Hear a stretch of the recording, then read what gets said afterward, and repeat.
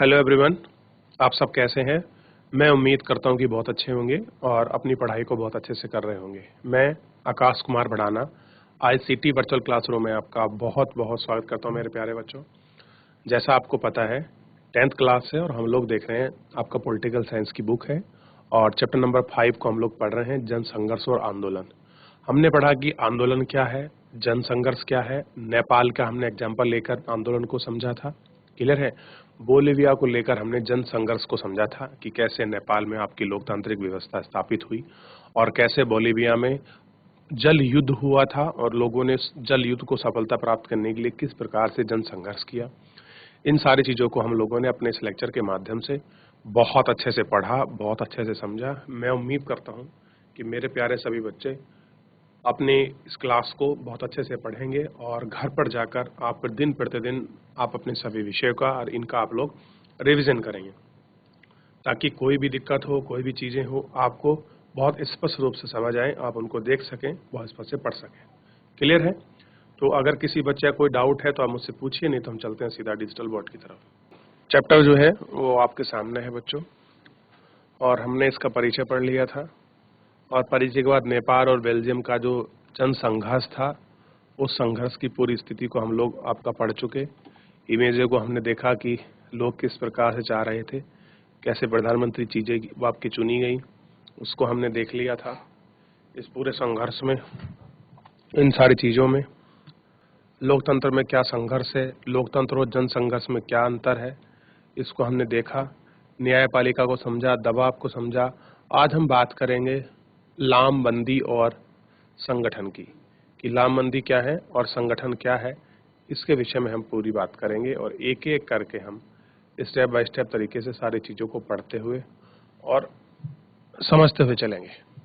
तो चलिए देखिए, आइए हम ऊपर के दोनों उदाहरणों की तरफ आपका लौटते हैं और उन संगठनों की बात करते हैं जिनके बूते ये संघर्ष सफल हुए। अब देखिए, हमने नेपाल में जो आंदोलन देखा था किस तरह से सफल हुआ, कौन से ऐसे संगठन थे जिनके माध्यम से ये चीज हमको दिखाई दी, या फिर आप कह सकते हैं बोलिविया में किस तरह से लोगों ने एकजुट होकर उस संघर्ष के खिलाफ, जल युद्ध के खिलाफ अपनी चीजों को रखा और उनको 3-4 महीने, 4 महीने का एक लंबा समय उनको लगा, उन्होंने बहुत सारे संघर्ष को झेला और उसके बाद फाइनली जिस चीज पे वो अड़े हुए थे, सरकार को बेबस होकर उनकी बातों को मानना पड़ा।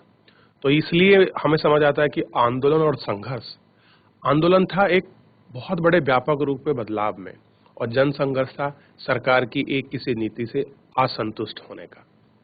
तो ये हमको दिखाई दिया।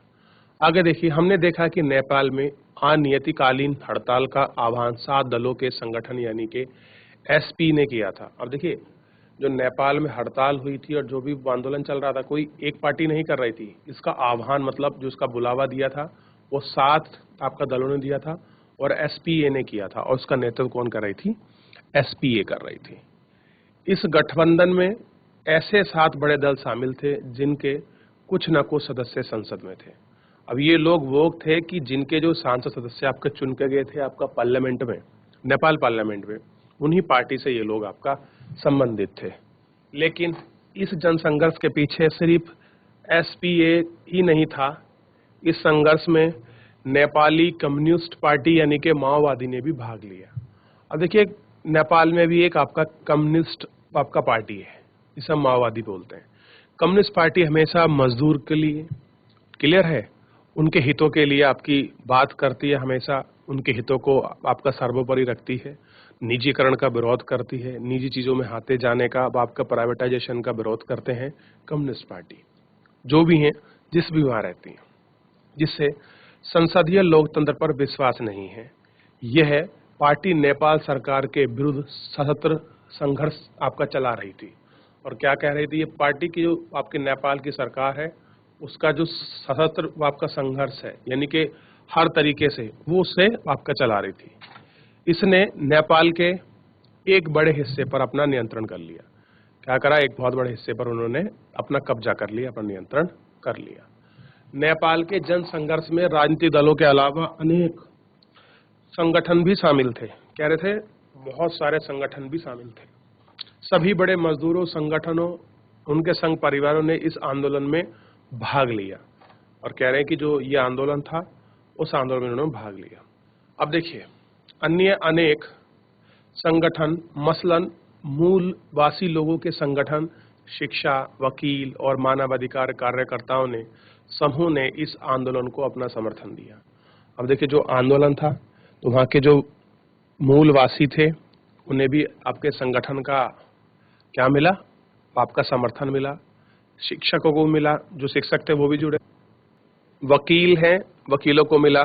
मानवाधिकार के लोग हैं, मानवाधिकार के लोगों को मिला।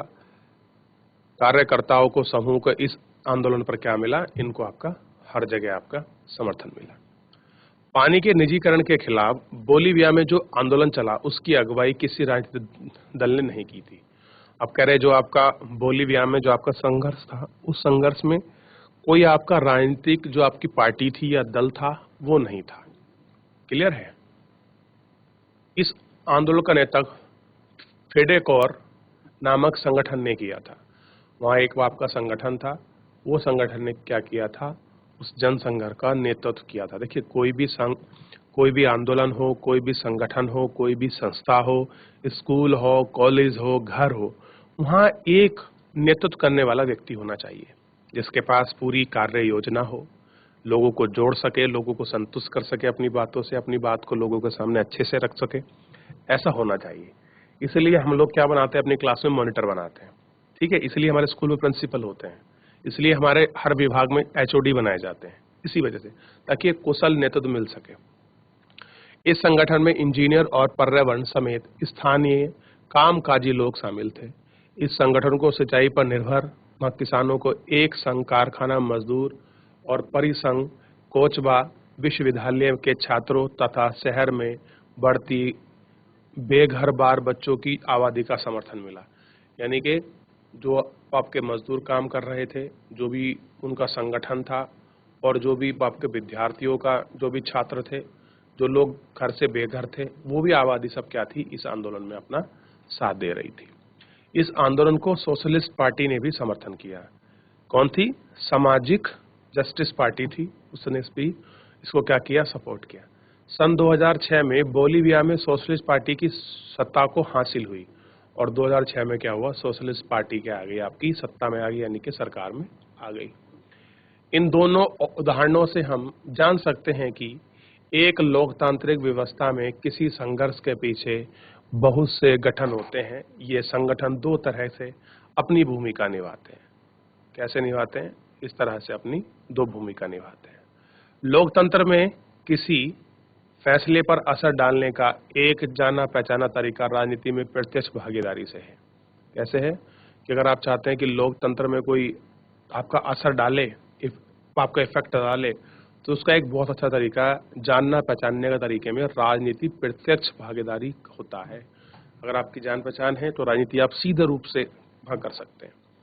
इसके लिए पार्टी बनाई जाती है, चुनाव लड़ा जाता है और सरकार बनाई जाती है, लेकिन हर नागरिक इतने प्रत्यक्ष ढंग से भागीदारी नहीं करता और संभव है कि इस तरह से पार्टिसिपेट नहीं कर सकता। नागरिकों की इच्छा तो ना केवल अथवा प्रत्यक्ष राजनीतिक गतिविधियों में हिस्सेदारी को उसे जरूरत महसूस होती है, ना ही संभव है उसके पास उसके लिए जरूरी कौशल का अभाव, और सिर्फ ऐसे मतदान करके प्रत्यक्ष राजनीति में अपनी हिस्सेदारी करता है। और क्या करता है? जो प्रत्यक्ष हिस्सेदारी है, जो आपकी राजनीति है, वो उसमें ये सारी चीजें आपका करता है और इसको देखता है। बहरहाल ऐसे अनेक प्रत्यक्ष तरीके हैं जिनके सहारे लोगों की अपनी मांग अथवा नजरिए का इजहार कर सकता है। लोगों के लिए संगठन बनाने, अपने हितों की नजरिए को बढ़ावा देने वाली गतिविधि कर सकते हैं। इसलिए हित समूह अथवा दबाव समूह कहते हैं। अब कुछ आपका प्रेशर ग्रुप होते हैं बच्चों। प्रेशर ग्रुप क्या होते हैं, आप इसको समझिए।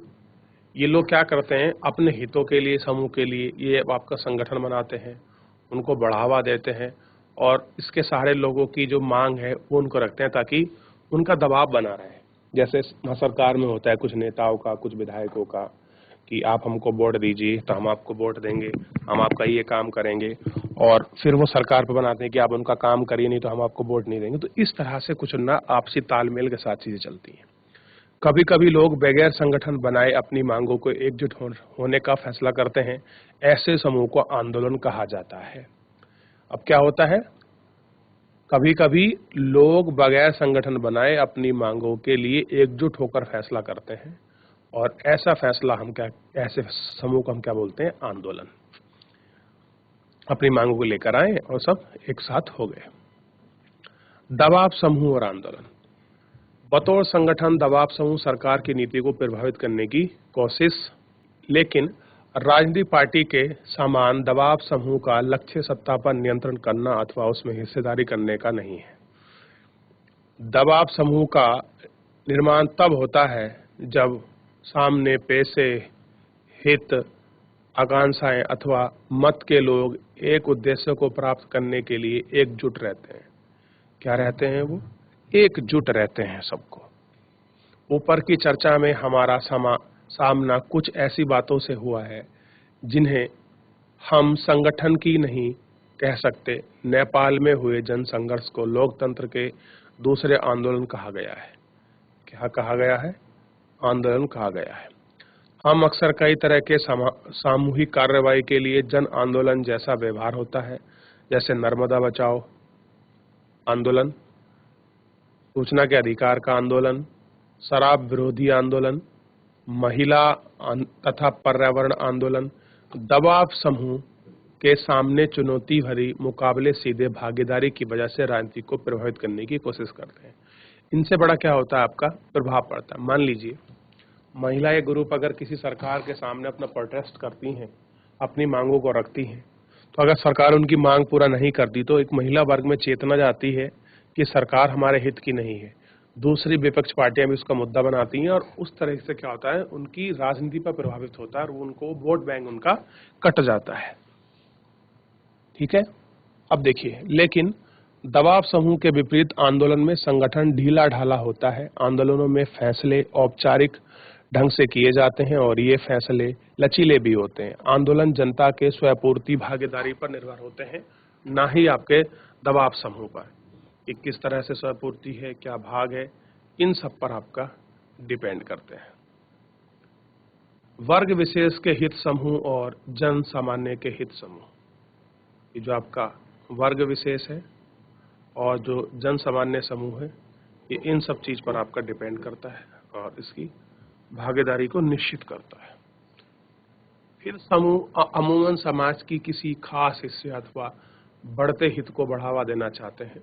मजदूर संगठन, व्यापारिक संघ, वकीलों, पेशावरों, डॉक्टरों, शिक्षकों आदि के निकाय इस तरह के दबाव समूह का उदाहरण है, और कह रहे ये सब जो आपकी चीजें हैं ये इनके एग्जाम्पल का कारण है।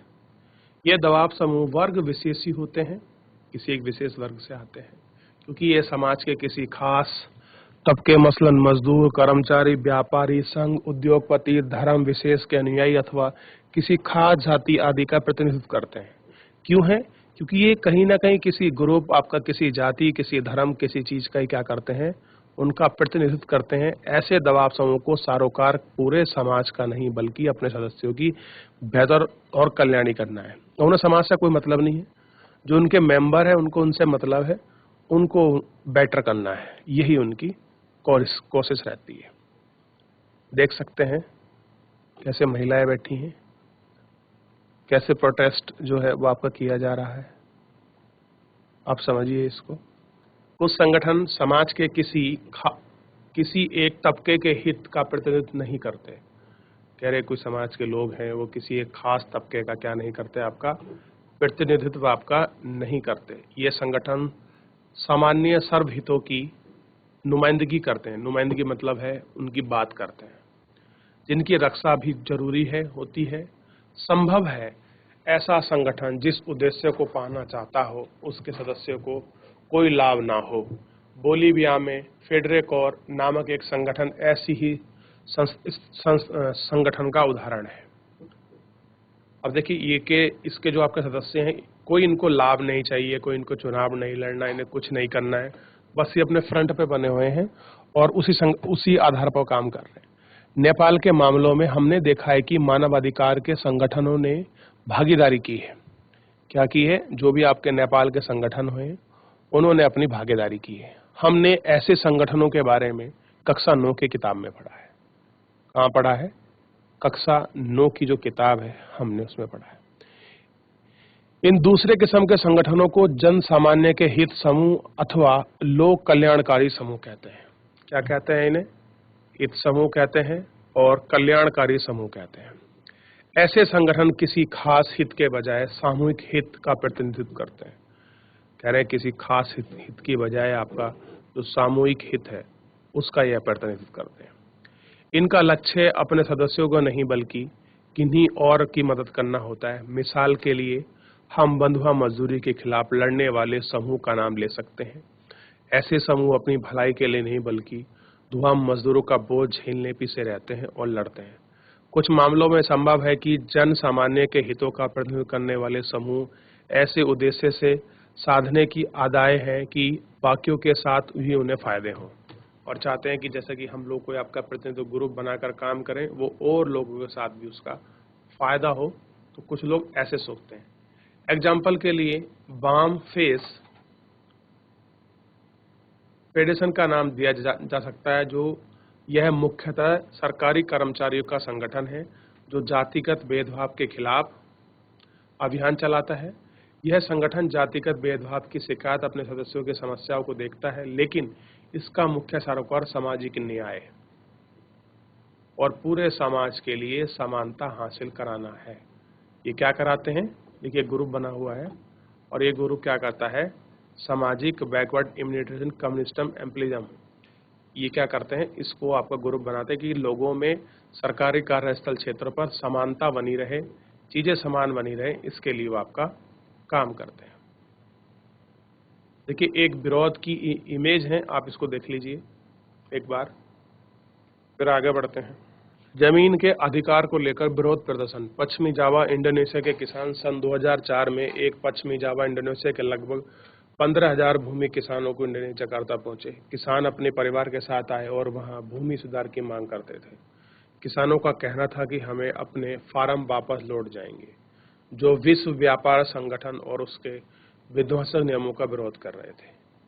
प्रदर्शनकारियों का नारा था कि जमीन नहीं, वोट नहीं। उनका ऐलान था कि अगर किसी उम्मीदवार को भूमि सुधार में पक्ष किया गया तो इंडोनेशिया राष्ट्रपति पदक से पहले ही प्रत्यक्ष रूप से चुनाव बाहर करेंगे। तो आप इसको देख लीजिए एक बार। अब थोड़ा सा जो आंदोलनकारी के जो समूह हैं उनके विषय में थोड़ा सा हम लोग आपकी चर्चा करते हैं और बात करते हैं कि कैसे हैं और क्या सब कुछ है। दबाव समूह के समान किसी आंदोलन में कई तरह के समूह होते हैं। अगर मान लीजिए कोई आपका प्रेशर ग्रुप है तो उस प्रेशर ग्रुप में भी कई तरह के समूह आपके शामिल हो सकते हैं। ऊपर कुछ उदाहरण दिए गए थे जिससे इनकी एक साधारण विशेषता का संकेत मिलता है। कैसा मिलता है? साधारण विशेषता का संकेत मिलता है। अधिकतर आंदोलन किसी खास मुद्दे पर केंद्रित थे। कोई खास ऐसा इशू रहा होगा जिस पर इन्होंने फोकस किया हुआ था। ऐसे आंदोलन एक सीमित समय सीमा के भीतर किसी लक्ष्य को पाना चाहते हैं। और क्या करना चाहते हैं? एक ऐसा लक्ष्य है जो उनको पाना चाहते हैं। कुछ आंदोलन ज्यादा सार्वभौमिक प्रकृति के होते हैं और एक व्यापक लक्ष्य को बड़ी समय अवधि में हासिल करना चाहते हैं। और क्या करना चाहते हैं? एक समय अवधि में बड़े रूप से उसको हासिल करना चाहते हैं। नेपाल में उठे लोकतंत्र के आंदोलन का विशिष्ट उद्देश्य था राजा को अपनी आदेश को वापस करने के लिए बाध्य करना। नेपाल में जो उठा आपका लोकतंत्र था जिसकी कहानी हम लोग पढ़ रहे थे, उसमें जो भी आपके मुद्दे उठे थे, जो भी चीज उठे थे, राजा को अपने आदेश को वापस करने के लिए बाध्य था। कि राजा ने जो अपने एक विशेष उद्देश्य बनाकर रखे हैं, उन जो उनके आदेश हैं, उन आदेश को क्या कर सकता है इनको आपका, उन आदेश को वापस करे। और उसको वापस करने के लिए ये लोग आंदोलन कर रहे थे और वो आंदोलन सफल हुआ और राजा को बाध्य होकर वो चीजें उसको हटानी पड़ी। इन आदेश के जरिए राजा ने लोकतंत्र को समाप्त कर दिया और भारत में नर्मदा बचाओ आंदोलन ऐसे आंदोलन का अच्छा एग्जाम्पल है। नर्मदा नदी पर बनाए जा रहे सरदार सरोवर बांध के कारण लोगों को विस्थापित हुए। अब सबसे पहले मुझे बताइए, एक आंदोलन शुरू हुआ था मध्य प्रदेश में, इस सरदार सरोवर बांध। अगर मैं आपसे पूछूं कि सरदार सरोवर बांध भारत के किन 2 राज्यों में है, तो ये आपको ढूंढ के आना है। और किस नदी पर है, तो आपको नदी पता लग गया कि आपको नर्मदा नदी पर है। तो जब नर्मदा नदी पर सरदार सरोवर बांध बन रहा था तो वहां के लोगों ने उसका विरोध किया। वहां के लोगों ने क्या करा, उसमें उसका विरोध किया, उसके आंदोलन किया, ताकि जो लोग विस्थापित हो रहे हैं उनको विस्थापित ना होना पड़े। इस आंदोलन इसी खास मुद्दे को लेकर शुरू हुआ। इसका उद्देश्य बांध को बनाने से रोकना था। धीरे धीरे इस आंदोलन ने व्यापक रूप धारण कर लिया। इनसे सभी बड़े बांध और विकास उस मॉडल पर सवाल उठे जिससे बड़े बांध को अनिवार्य साबित किया था। अब जब लोग आंदोलन व्यापक होता चला गया, बढ़ता चला गया, तो जो लोग ये कह रहे थे कि विकास होगा, ये विकास का मॉडल है, उस मॉडल पर आपके क्या हो गए, सवाल खड़े कि बड़े बांध क्या है, बहुत हमारे लिए बहुत जरूरी है, अनिवार्य हैं। तो उन सारे सवालों पर प्रश्न चिन्ह लगने लग गया। आप कह रहे थे कि बांध आपके विकास करेंगे, लेकिन यहाँ तो व्यापक आंदोलन हो गया है। वास्तव में जो बांध होते हैं, बांध, सड़क, पुल, ब्रिज, फैक्ट्री, ये हमारे डेवलपमेंट के सूचक होते हैं बहुत बड़े। कैसे? अगर बांध बनेगा तो हमारे यहाँ लोगों को पर्यटन करने में रोजगार मिलेगा, विद्युत हम लोग बना सकते हैं, मछली पालन कर सकते हैं, साथ में हमारे सिंचाई की पर्याप्त मात्रा रहेगी और बहुत सारी चीजें ऐसी हमारे यहाँ डेवलप हो जाती हैं, फिशरीज वगैरह, और लोगों को रोजगार मिलता है। तो इसलिए बोलते हैं ये विकास के मॉडल है और इनको भविष्य का मंदिर भी कहते हैं, बड़े बांधों को। ऐसे आंदोलन में नेतृत्व बड़ा स्पष्ट होता है और उसका संगठन भी होता है, लेकिन ऐसे आंदोलन बहुत समय तक सक्रिय नहीं रह पाते हैं। लेकिन ऐसा क्या था कि ऐसे जो आंदोलन होते हैं बहुत लंबे समय तक आपका एक्टिव नहीं रह पाते। किसी एक मुद्दे पर आधारित ऐसे आंदोलन के बक्सर उन आंदोलन को रखा जाता है जो लंबे समय तक चलते हैं, जिनमें एक से ज्यादा मुद्दे होते हैं। पर्यावरण के आंदोलन तथा महिला आंदोलन ठीक ऐसे आंदोलन की मिसाल है। ऐसे आंदोलन में नियंत्रण अथवा दिशा निर्देश के लिए कोई संगठन नहीं होता। पर्यावरण आंदोलन के अंतर्गत अनेक संगठन तथा खास मुद्दे आधारित आंदोलन शामिल है। अब आपका पर्यावरण का आंदोलन हो जाए तो उसमें बहुत सारी चीजें हो जाएंगी, बहुत सारे खास मुद्दे हो जाएंगे, है ना। और अगर कोई महिला आंदोलन है वो आपका पर्यावरण संबंधित है तो ऐसे ठेस आंदोलन शामिल होंगे।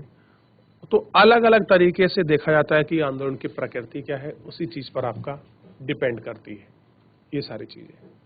देखिए 2-3 बुक है हमारे सामने, इसको ध्यान दीजिए, इससे आगे चलते हैं। देखिए, नेतृत्व की अलाहाद है। नीतिगत मामलों पर अक्सर इनकी राय अलग होती है। इसके बावजूद एक व्यापक देश के ये साझेदार हैं और इनका दृष्टिकोण एक जैसा है। इसी वजह से इन आंदोलन यानी कि पर्यावरण आंदोलन का नाम दिया गया। और क्या कह दिया, यही दृष्टिकोण होने की वजह से इन्होंने क्या बोल दिया, इनको पर्यावरण का जो नाम है वो आपका दे दिया। कभी कभी ऐसे व्यापक आंदोलन एक ढीला ढाला तथा सर्वसमावेशी होता है। मिसाल के लिए नेशनल ऑयल्स फॉर पल्स मोबिटिंग ऐसे संस्थान है। ठीक, विभिन्न मुद्दों पर संघर्ष कर रहे अनेक आंदोलनकारी समूह इस संगठन के घटक हैं। देखिए, national alliance for pulse movement एक संगठन है, जो लोग संघर्ष करते हैं, जो आंदोलनकारी समूह है, उसका ही एक संगठन है। यह संगठन देश में अनेक जन आंदोलन की गतिविधि में तालमेल बैठाने का काम करते हैं और कह रहे हैं कि जो बहुत सारे जन आंदोलन हैं उनमें आपस में जो तालमेल बैठाने का ये काम करते हैं।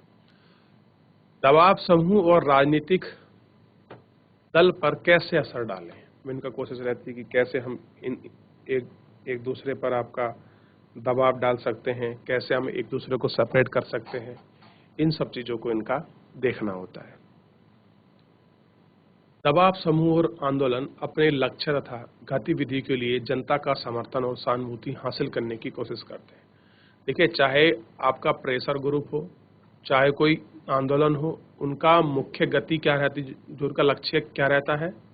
उनका लक्ष्य यही रहता है, हम कुछ भी करें, एक तो हमको जनता का समर्थन मिल जाए और दूसरा हमको सहानुभूति हासिल हो जाए। इसके लिए सूचना अभियान चलाना, बैठक आयोजित करना, अर्जी दायर करना जैसे तरीकों का सहारा लिया जाता है। ऐसे अधिकार समूह मीडिया को प्रभावित करने की कोशिश करते हैं ताकि उनके मसलों पर मीडिया ज़्यादा ध्यान दे। क्या कर सके कि ऐसे पॉइंट पर मीडिया क्या कर सकते हैं, आपका ज़्यादा ध्यान दे। ऐसे समूह अक्सर हड़ताल तथा सरकारी कामकाज को बाधा पहुंचाने जैसे उपाय सहार लेते हैं। मजदूरी संगठन, कर्मचारी संघ तथा अधिकतर आंदोलनकारी समूह ऐसे युक्तियों का इस्तेमाल करते हैं जो सरकार की उनकी मांगों की तरफ ध्यान होने के लिए बाध्य हो जाए। अब जितने भी आंदोलन हैं क्या करते हैं, कुछ ऐसा काम करेंगे ताकि सबका ध्यान कहाँ पहुंच जाए, इन्हीं आंदोलनों पर पहुंच जाए। व्यावसायिक समूह अक्सर पेशेवर लॉबिस्ट नियुक्त करते हैं, महंगे विज्ञापनों को प्रायोजित करते हैं। दबाव समूह अथवा आंदोलनकारी समूह कुछ व्यक्ति सरकार को सलाह देने वाली समितियों और अधिकार निकाय की शिकायत कर सकते हैं। हालांकि दबाव समूह और आंदोलन दलीय राजनीति में सीधा भाग नहीं लेते। राजनीति में वे राजनीति दलों पर असर डालते हैं। चाहे अधिकार आंदोलन के किसी राजनीतिक दल से संबंधित नहीं होता है, उसका एक राजनीतिक पक्ष होता है। आंदोलन की राजनीतिक विचारधारा होती है और बड़े मुद्दों पर उनका राजनीतिक पक्ष भी होता है। राजनीतिक दल और समूह के बीच किस तरह का रिश्ता कई रूप धारण कर लेता है, जिसमें कुछ प्रत्यक्ष होते हैं और कुछ अप्रत्यक्ष, यानी कि हर अलग अलग तरीके से वो लोग अपना रिलेशन को मेंटेन करने की कोशिश करते हैं, जिससे पॉलिटिकल जो पार्टी हैं और जो आपका प्रेशर ग्रुप है उनमें कई आपका रिश्ता बन जाए जिस तरह से उनको प्रयोग कर सके।